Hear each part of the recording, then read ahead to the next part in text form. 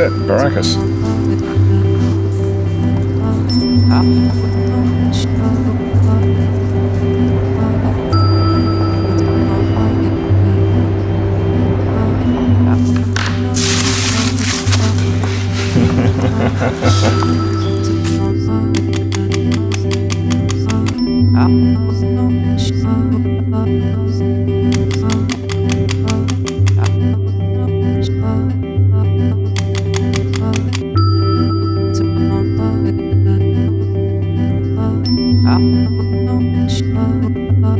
For me, Spain is the most interesting cultural country in Europe. There's a sort of tremendous liveliness. Madrid never goes to bed. I mean, it's the most amazing city. The symphony of colors you see in Madrid, especially in the people and so on. So you catch some of their spirit.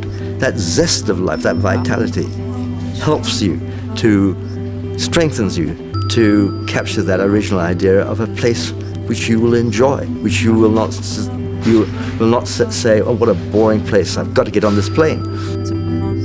Just outside the city limits of Spain's capital, Madrid, about 12 kilometers away from the city center, Spain's new gateway to the world, the Madrid-Barajas Airport, is by now the largest one in the country, has become the hub of Spanish aircraft business, and is known as one of the most important connection points from Europe to South America.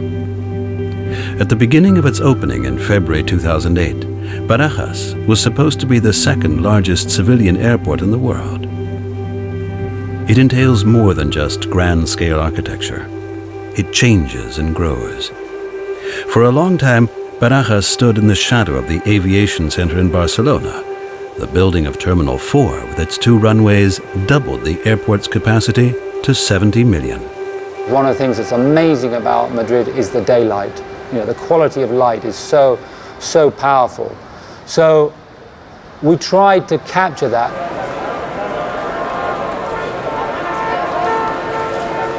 The new terminal is one of the most ambitious projects of Richard Rogers, the prominent British master builder and Pritzker Prize winner. He and his employees built with one simple element, light, which creates space. The manipulation of the daylight in this building is probably the key thing to reinforce the idea of a building being easy and joyful to use.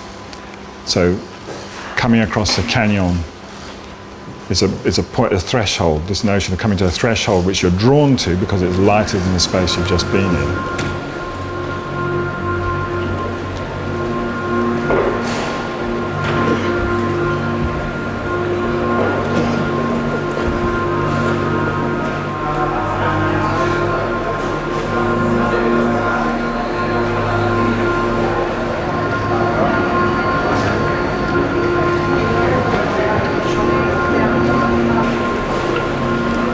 And in fact, looking at the tradition in Madrid, the tradition in Spain is to close the buildings down, to avoid the buildings heating up in the summer. And here what I think we achieved, and I'm not sure we were really aware of that at the beginning as a sort of tangible objective, but we created a building which combines being heavily shaded, but which celebrates the daylight. So it's a sort of, in that sense, it's a kind of, it reflects the design team, which is part Spanish, part English. So it's a kind of combination of Northern European attitude towards light and Southern European attitude towards light. The use of light, form, and color is supposed to write history through its combination of 2 seemingly opposite architectural traditions. The prestigious position of its airport was worth 3 billion euros to the Spanish country. This flight of fancy, which was constructed on a drawing board and then built on an area of 500,000 square meters, is based around one simple idea. The original sketch is literally one that it is like that. And I'll try and repeat it. It says this is the ground and this is the aeroplane, and it's about putting a roof. That was it. And it was probably no bigger than that. It's in somewhere in our archive, but don't ask me where. I think that was one of mine. But one thing that's important to say is that, you know, you can't say, you know, Richard didn't hand us tablet of stone to everyone and say, this is how we do an airport. I mean, my role was essentially the conductor. I wasn't a musician, but just to make sure that everyone was playing the same tune, really. The luxury we had here was a client who said, you want to build big? We want to build big. You know, we want this airport to last for 50 years. We can see the problems that happen where people have not thought long term.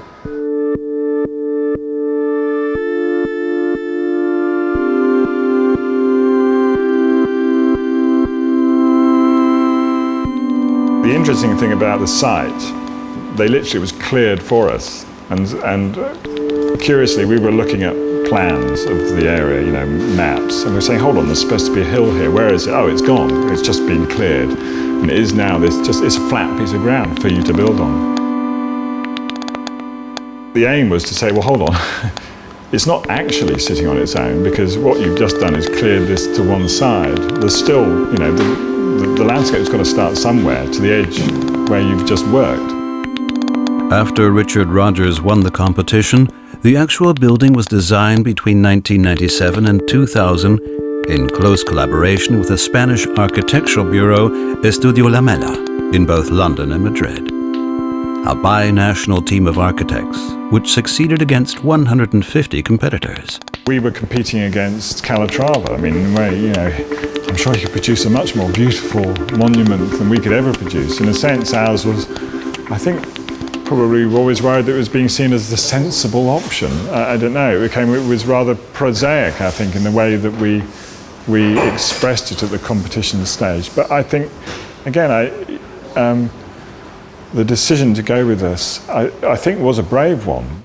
One's dying to make this look as though it really is a structure. I mean, it is a structure. I know, but somehow it doesn't have the power. These have got a very clear that you don't structure. necessarily need to make some sort of grand monumental gesture to get a very grand, and if you want to call it monumental building. They can be done in the much more straightforward, in a sense, rather low-key way. They don't I think what makes good architecture is well, everything from, I believe, a simple idea. You have to have something very strong and simple, because it has to be durable through the process, which can be many years. But also, I think it has to be executed with that same rigour. I think, you know, the beauty of Barajas is, in the sense, it's a sort of rough diamond. The consistency of the building is what gives it its quality. It's not a delicate, finely engineered thing. It's a sort of almost an organic piece. But it's that consistency of detail. So from the smallest bolt to the biggest concept, it is, you know, it all says the same thing. Nothing's fighting with anything else.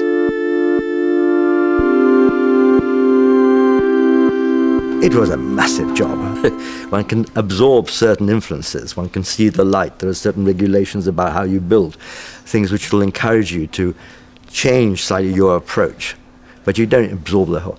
I think, yes, I think because of the light, mainly because of the light, it's very high in Madrid, the light is very clear, the weather is extremely different to British weather. I think, you know, it does both look different, and we have designed it subtly differently. It is possible to think of many colours, multicolours, more easily if you have good light. The site influences, you see the hills all the way around. The wavy roofs make some attempt to link those hills and take some of that spirit. But it's also a movement. I mean, the eye, try to catch the eye. The eye goes from piece to piece, the eye as you approach the building. So all the site influences considerably. The airport's design corresponds with its surroundings. Embedded in an artificial valley, the terminal mirrors the Spanish high plateau and flows organically across its roof into the hilly landscape.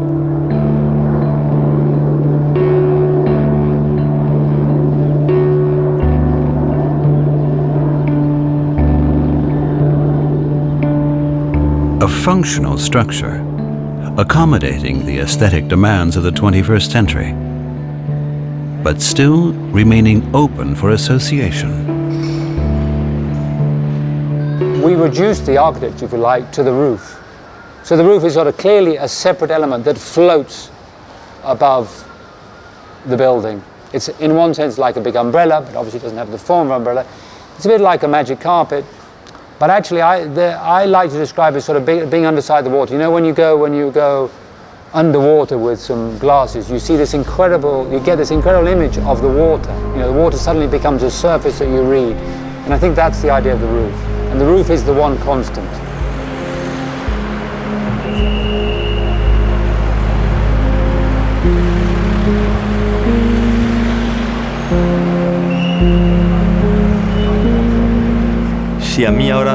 If you ask me how and when the concept for the roof was developed, I have no clue. The idea didn't just pop up one day, but took shape over the course of weeks and months.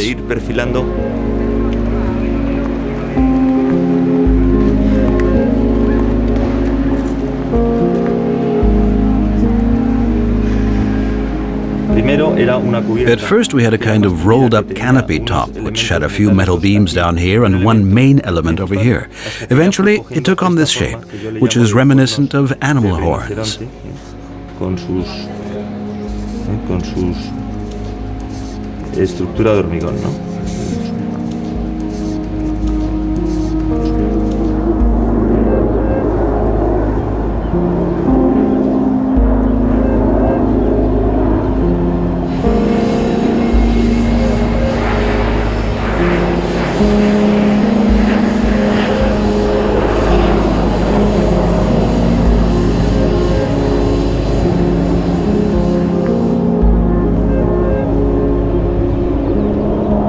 Madrid-Barajas Airport never sleeps, not even when the aviation traffic is resting. It is waiting area and habitat, and enables the traveler to forget that he is in an intermediate world. It is a credit to the architecture that it makes one forget the enormous dimensions.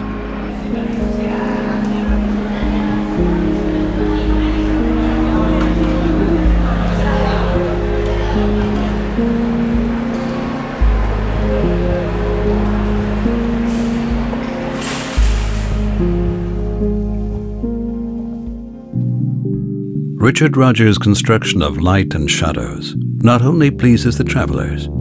At the moment, 35,000 people work at Barajas, which gains the region an annual profit of 10 billion euros. For the city of Madrid, the airport is one of the largest economic powers, as well as one of the biggest companies in the country.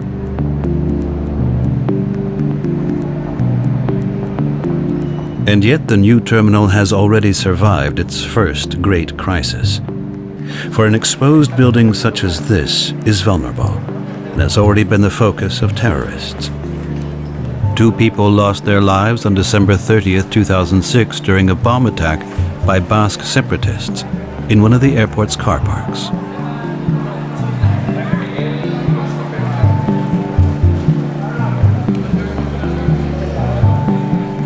If you take a typical airport, let's say, it might have a plan something like this, where you approach from this side, you go through the check-in, you go through security, you go and sit in the gate lounge, and then you exit to an aeroplane. So the aeroplane's here.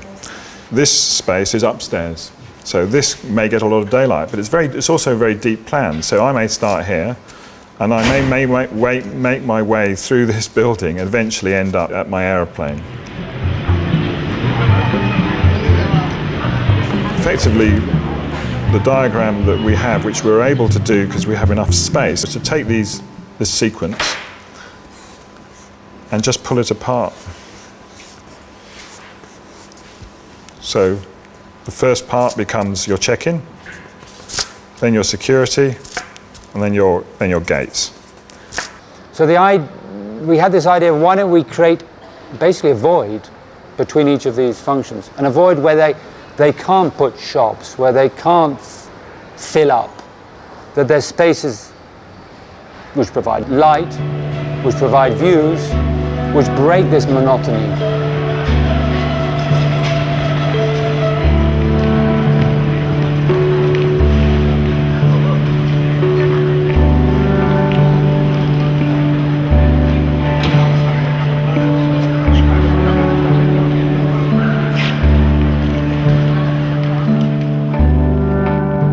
When we did the original lighting studies, we thought that the quality of the light that would have come through the roof lights would be so nice. Was there a way in which we could make the artificial light during the night time, basically mimic that, some of the characteristics of that daylight?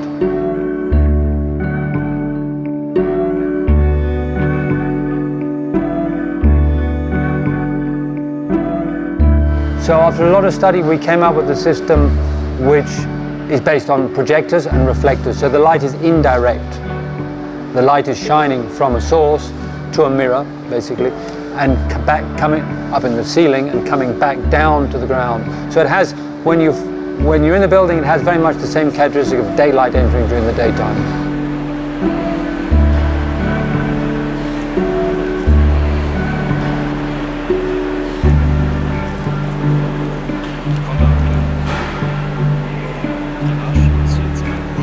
There's certainly angst about flying, and I think that you have to have a building that doesn't reinforce that angst. Big airports, everything tends to be white or grey, and the only colour you get is from retail. Here we felt that and this was probably learning actually from the existing airport, we're using the Spanish marbles in the old airport that had a feeling of warmth to it. Not only reflects the landscape, but also I think the warmth is a sort of personal comfort thing.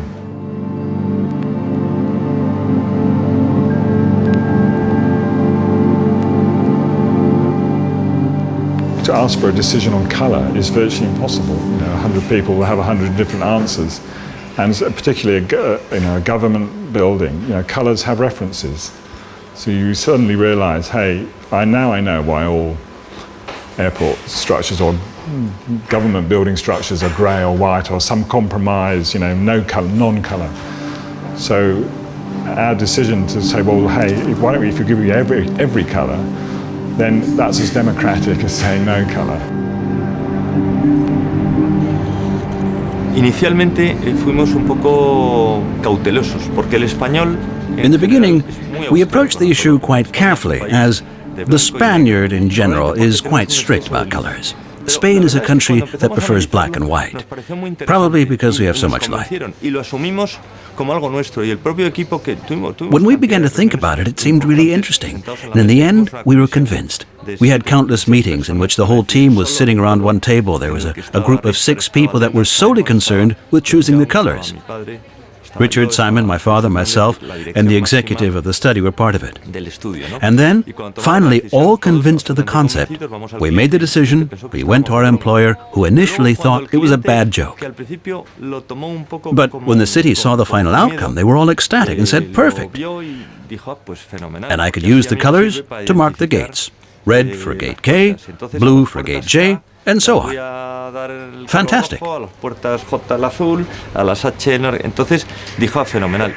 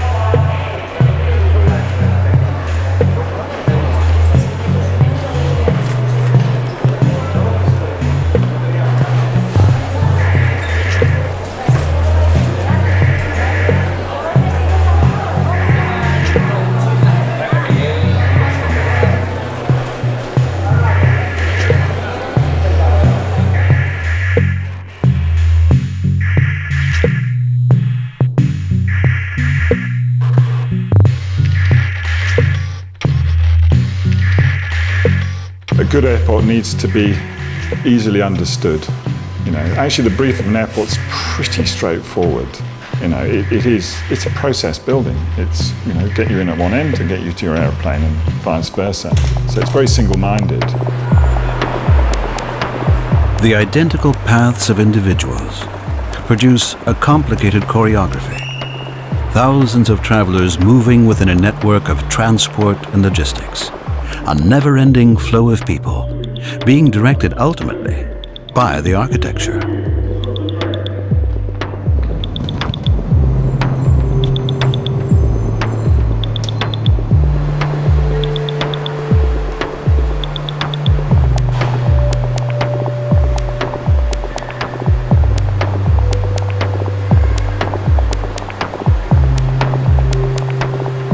I think, surprisingly, looking back at the work that we had to do,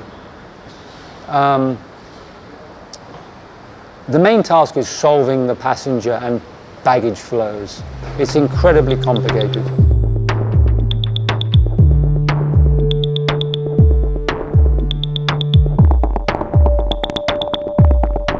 Behind the scenes, the baggage management system extends across 92 kilometers and copes with close to 16,500 pieces of luggage per hour. It accelerates the check-in process, invisibly and efficiently. So you've really got this spaghetti of routes you've got to sort out. And our objective was to, within our overall objectives of keeping a real clarity to the passenger flows, solve those movements. And if you like, looking back on the work of the team, is probably 80% solving flows and 20% solving architecture. That's not to diminish the importance of the architecture, but it emphasizes how complex it is, the operation of a big modern airport. You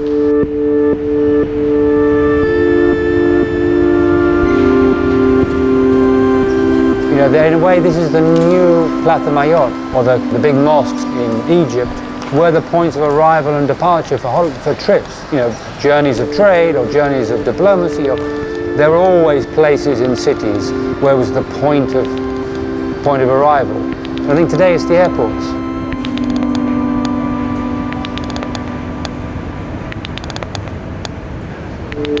Where airports are cities and remain open for 24 hours, architecture has to cater for people's contradictory need to retreat and to gather.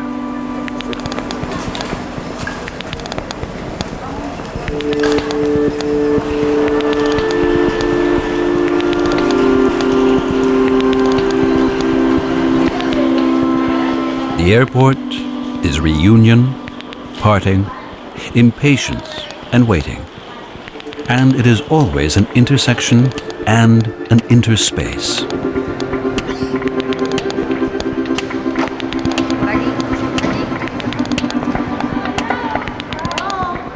In a good airport, you should enjoy the space. You shouldn't go to the visitors' lounge. You should actually be in the space. That's what if you can draw people from being in those funny little boxes, which is called sort of first class or second class, or it is spaces, but in the public space, in the great piazza, and I love piazzas, you know, I'm Italian.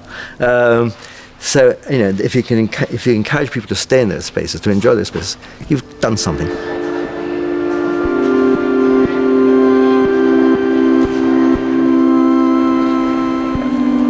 Feedback I have is that people do enjoy it. They do notice that they are in a big public space. It has succeeded in transcending the purely functional. When you move into, a beautiful church, a cathedral, the spirit goes out. And of course, I'm not comparing it with a cathedral, but in a sense, it is a cathedral of travel.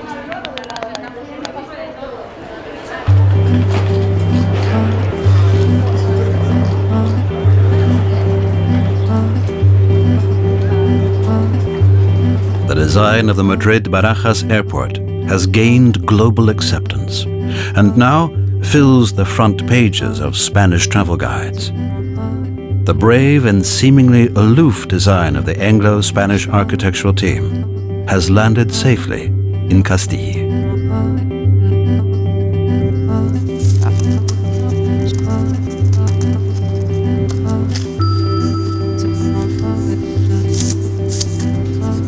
The world of iconic architecture is a terrible thing. You know, icons, people can make icons, but architects can't. I think, maybe we just came along at the right time, and perhaps caught the spirit of that.